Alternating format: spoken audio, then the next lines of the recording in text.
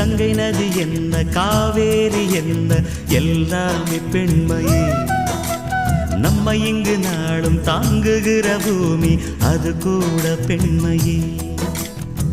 நாடாளும் ஆணுக்கும் வீடாள பெண் வேண்டும். கடல் போன்ற வாழ்வினில் கலங்கரை விளக்கம்தான்